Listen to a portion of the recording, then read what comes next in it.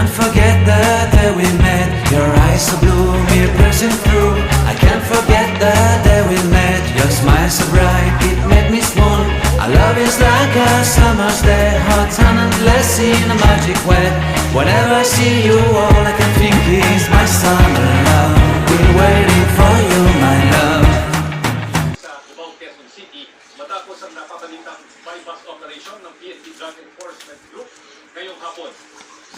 Ginusto agad ng scene of the crime operatives ng PNP ang crime scene kung saan nagkalat ng mga basyo ng bala. Isang kulay brown na karton, ginusto at ay binuksan. I-close mo na yung door. Maliliit na mga pakete na nakabalot ng packing tape.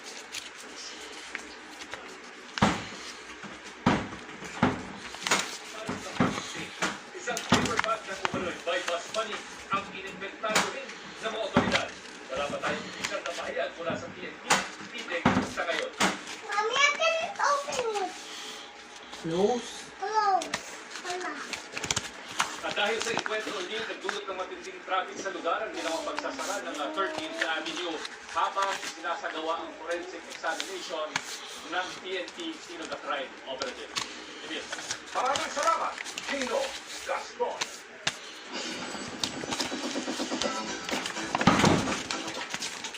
Zeke, why did you put your toy here? Di ba you should place it on in the basket?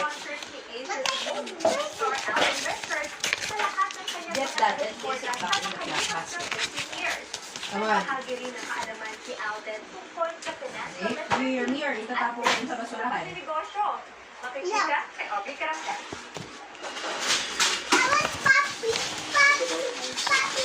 Changing your mindset every day when you wake up, I can make a difference today. I'm gonna make myself worthy of something today. I'm gonna make decisions. Businessman Act. Investigators working with Sir Alvin Richardson Clinic o Financial Education Stakeholders Congress organized by Bangko Sentral ng Pilipinas. Isa si Alvin sa umupo sa panel kung saan ibinahagi niya ang mga natutunan pagdating sa financial literacy. It's a very Ay, paano yan na-open? This one, the other one. Mami, paano open yan? Ito, Nagbigay rin siya ng tips para sa mga gusto rin magtayo ng sariling business. kailangan syempre bago ka start Mama, ng negosyo, ready ka